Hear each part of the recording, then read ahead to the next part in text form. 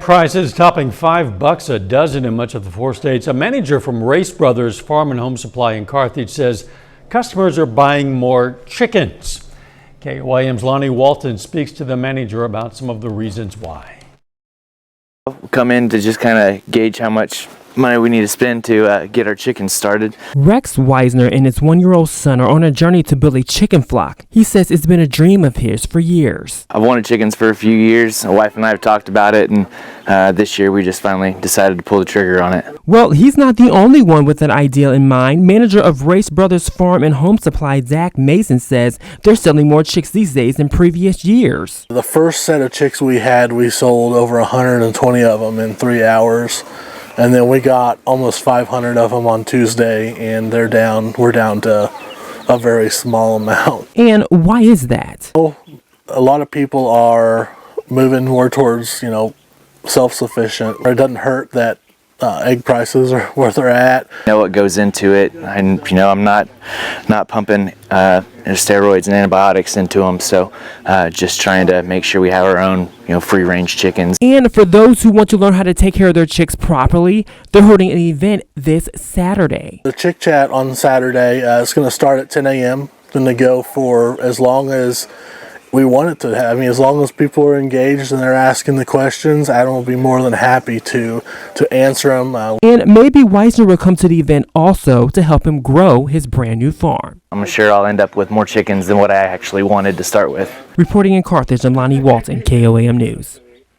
Now, although the eggs from the chicken farms might actually cost you more due to maintenance, local farmers say home eggs taste a lot richer and fresher, and of course, you know exactly where your food is coming from. City of Joplin kicks off a new season of First Thursday Art Walk. Coming up, we're going to take you there live. Plus, our temperature is warming up for you Friday, but of course, the wind returns. Well, it turned out to be a nice Thursday for us today. Temperature is pretty close to where we should be for this time of the year. We had the sunshine during the morning hours, and then during the afternoon, the clouds have been thickening up. A little breezy out there. A nice shot of our Cornell Arts and Entertainment Complex tower cam. Of course, we are looking downtown Joplin. All right, it's Thursday. Every Thursday, drought tracker updates. We did get all the rain Tuesday into Wednesday, which did help us out a little bit.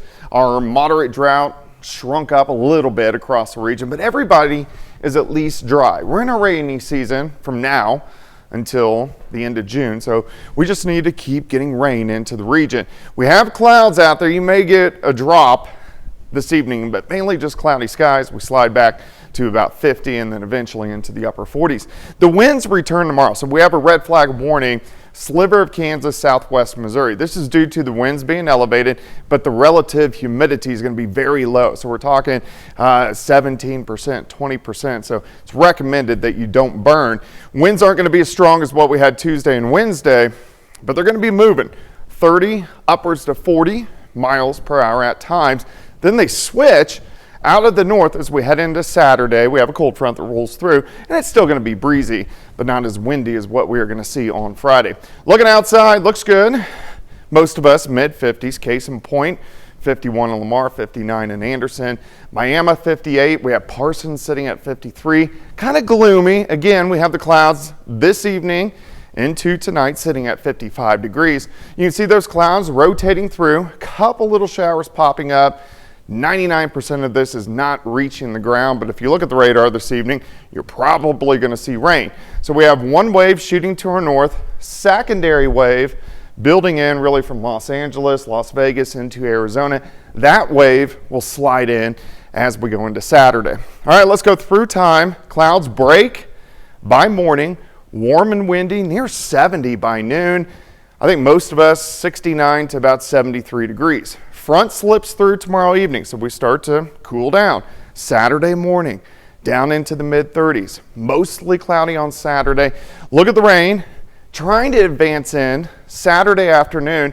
I think it will get a little farther north than what this model's really kind of showing. I think it should get to Veneta, Miami, probably Joplin, and then south. Very light showers. This system will rotate out as we get into Saturday night. So if you live north of I-44, you should stay dry. All right, 51 in the morning, 68 by noon, high temp 71 degrees. Weekend cooler, but not bad. Again, those showers mainly in our southern counties. And then as we go into next week, things shaping up pretty good. We have our system slide by on Saturday. Nice ridge of high pressure as we go through the first half of the week. That means for us, we have great temps, near 70 each and every day. A few little showers trying to work in late on Wednesday. 71 tomorrow, 51 Saturday. Don't forget the clocks flip forward Saturday night. So the sun's going to set at about 7:30 on Sunday, and then temperatures near 70 each and every day next week. Next chance for thunderstorms late Friday. In the meantime, an extra hour of evening daylight and warmer temps sounds like a great combination. Yeah, it sounds fantastic. Thanks, Dad. Let's take a live look from this year's kickoff to First Thursday Art Walk, underway right now in Joplin. This is inside the place called Main Event. The city is celebrating its 18th year of the event. It highlights local artists, musicians, businesses. It was hosted by 6 venues within walking distance and plenty of interaction with fellow art lovers. You see them there. Tonight's Art Walk runs until 8:30. I want to check it out. The focus today for Severe Weather Preparedness Week is hail and wind. Just the other night, Southwest Missouri got hit with strong winds, now cleaning up some tree damage. If you know strong winds or large hail are possible, take extra measures to protect your items. Things like lawn chairs and loose tree limbs can become projectiles in the high winds, and 1-inch hail can damage roofs and cars. Any of those things that could be damaged, try and protect them, bring them inside the garage or inside the house, whatever you can do. Also, we always recommend to hire professionals for certain things. If you don't know what kind of condition your roof is in, have that checked out. If you're not sure the damage is worth an insurance claim, we'll take lots of photos just in case, and don't wait to file. The longer it's delayed, the harder it becomes to prove the damage was caused by the wind or hailstorm. Still ahead, Missouri Southern and Pitt State women's basketball square off in the quarterfinals of the MIAA tournament. John Dales is going to join us from Municipal Auditorium in Kansas City for a preview of tonight's action. That and more coming up next in sports. Hey, and welcome back to Municipal Auditorium in Kansas City. It's day 2 of the MIAA basketball tournament. I'm KOAM Sports Director John Dales, and tonight we've got a quarterfinal matchup between a couple of our local teams. Missouri Southern women's basketball, fresh off a win last night, takes on the #1 seed Pitt State. Now the Lions are the 9 seed, but not a traditional 9 seed. They won 18 games in the regular season. Head coach Ronnie Russell says that's just a testament to how deep the talent pool is in the MIAA. And that goes back to how good our league is up and down the road. You know, of course, a little change with using the KPI this year. We can argue all day long, both sides of it, good, bad, whatever. It is what it is. You know, I look at it this way. People ask me, "What? You know, are you mad about being 9th?" Well, if we wouldn't have lost to Newman, we wouldn't have lost to UCO, we wouldn't have been 9th. We would have been much higher. That was our own fault for that. So, but it's just one of those that this league's so good, and we've had it in the past. I still remember. I think it was either my first or second year as the head coach. Was Lindenwood was still in the league, and we were the 8th seed. They were the 9th seed.